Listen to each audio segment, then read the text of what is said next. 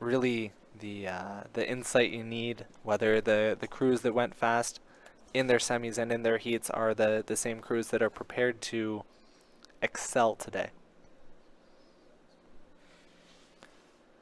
So up next, we've got the under 19, as I said, women's Coxed 4. We're going to have Argonaut in lane 1, St. Catharines Rowing Club in lane, sorry, that's lane 2. Argonaut in lane 2, St. Catharines lane 3. Thompson Boat Club. Thompson Boat Club, thank you. TBC in lane 4. They're from Washington, I believe. They're from Washington, D.C., rowing on the Potomac. Yeah. CRI out of Boston in lane 5. Cambridge out of lane 6. Again, another Boston crew there. And another Thompson Boat Club in lane 7. So a lot of American crews, particularly on the far side of the course from us right now at the start line.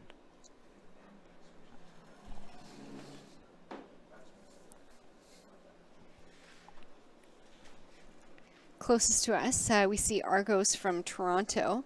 Argos, of course, rowing right downtown Toronto along a breakwater, so they have some protected water close to shore, but they have the option of rowing out into Lake Ontario. Of course, St. Catharines in lane 3. They're the home crew, locals, coached by Michelle Fisher. The Fisher family, of course, a strong mainstay here at the St. Catharines Rowing Club. They've definitely had some competitive athletes in their family come through and race here, and Michelle and Brian Fisher are longtime coaches and volunteers here at the St. Catharines Rowing Club. CRI, pretty much a perennial contender here at Royal Canadian Henley. Definitely somebody we come to expect to see in a lot of finals year after year. And Thompson, you know what? I think Thompson consistently is able to bring down some crews every year and certainly be in some A finals, be competitive, and we'll see if today, I mean, they've got more chances than anyone to come home with a medal as they've got 2 crews in this final. I'm always interested to see with St. Catharines if, home course advantage really pays off, or if they're lining up just like everybody else out here. You know what? It's interesting to give some consideration to that. There, I think, is a little bit of value. You get the consideration. I mean, sure, you do have Coxies in this event, but those athletes, they will constantly know where they are on the course. There's not going to be any looking around, any wondering, how much further do we have to go? And these under 19 ladies are off to an excellent start. As you mentioned, this is the first event today that we're going to see coxswains. And in all of these boats, it looks like they are all bow loader boats. So the coxswain's job is to lie down as flat as possible in the bow. That's the front of their boats. Make sure they're going straight. Call the race plan. Make sure that these girls know exactly where they are on the course every single stroke from start to finish.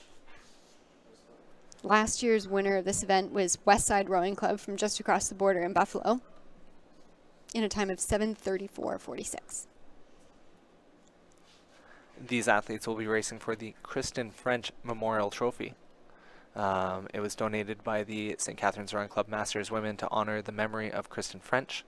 It is a trophy created by local St. Catharines artist Perry Wakalich, who has a family that is very involved with the rowing community here in St. Catharines and about 20 minutes away in South Niagara. A lot of competitive athletes and highly involved community members out of that Wakalich family. And I think the Kristen French Memorial, pretty touching local story. So nice to see that that trophy is going to be given out to some of these athletes, some of these under 19 women racing down, approaching this first 500-meter mark, and looks to be lane 6, I think. Cambridge just their bow out ahead, but here comes lane 4. That's one of the Thompson crews. Oh, there's not much to give. Race in that first 500-meter stretch, Brent. That's amazing. Again, these are younger women, so they're at most 18.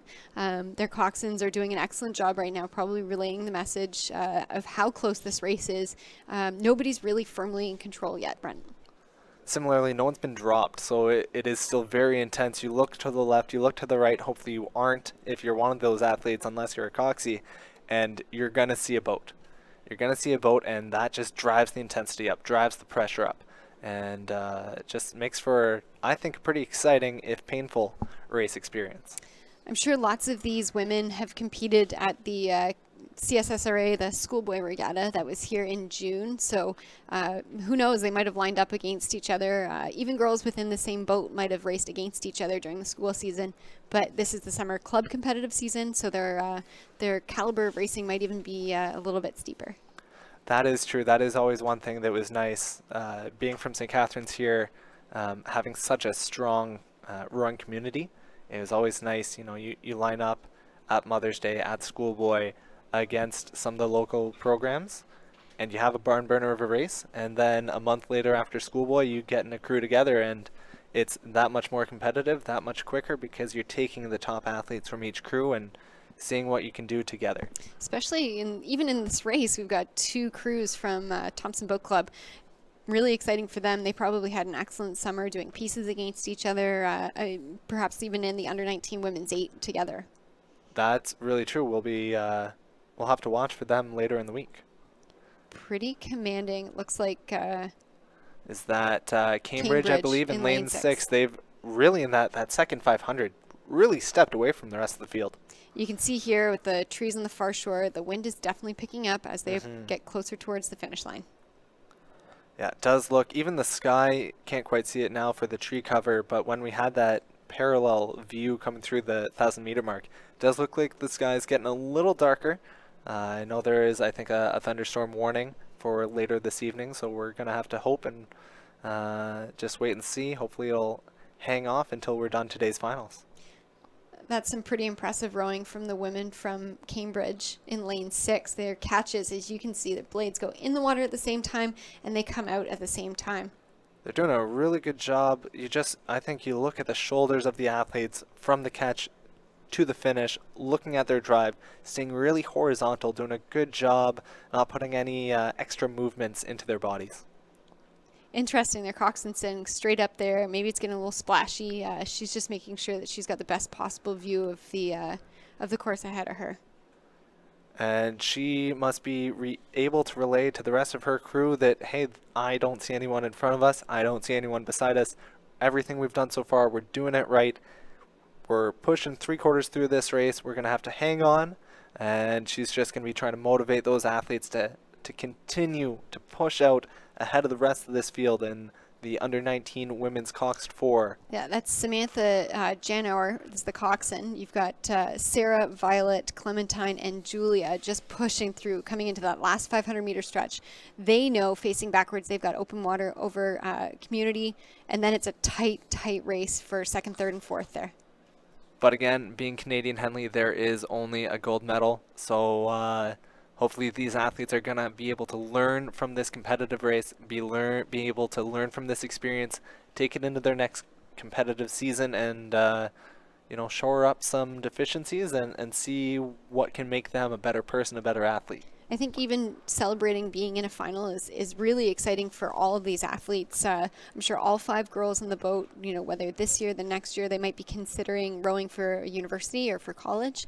And I'm sure there are lots of university and college coaches here who are sitting down, taking notes, who's in these finals and checking over their lists to see who might be interested in rowing for them next year. That is a really good point. I think particularly junior rowing, but certainly any level of rowing. You don't have to get bogged down in one race. You don't have to let that define who you are as an athlete. You can, maybe speaking from experience a little bit here, go through a couple years at a competitive program here in St. Catharines without any Henley medals and still have a long career, have a lot of fun with friends, and maybe win some more races later on. These girls striding away to almost a certain Henley gold medal. Nice, calm, collected strokes. It does look like they're bringing their rate up. By my watch, they are, in the high 30s. Really doing a good job finishing their race, following their race plan, not giving up despite their decent lead. And here we go, lane 6, Cambridge unofficially winning the women's under-19 Coxed 4. I don't think I'm ever going to get tired of the celebrations like that. Those girls absolutely elated. It's a pretty nice feeling. I think you've pumped. experienced it once or twice. So Cambridge, lane 6, unofficially with a time of 6:58.04. times pretty much across the board compared to last year. They're looking quick. So I'm certain that our strong tailwind is contributing to that this year. Probably a factor, yeah. Athletes doing a pretty good job, particularly, perhaps unsurprisingly, our winning athletes. First place crews doing a really good job staying on top of the water, staying clean, not getting bogged down when it does start to pick up a bit in the tailwind, and really just using the fast conditions to their advantage.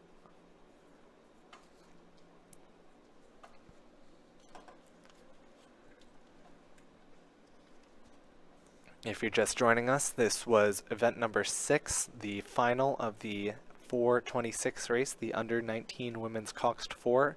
My name is Brent Duncan. I'm joined by Ali Zimmerman here at the Royal Canadian Henley live stream.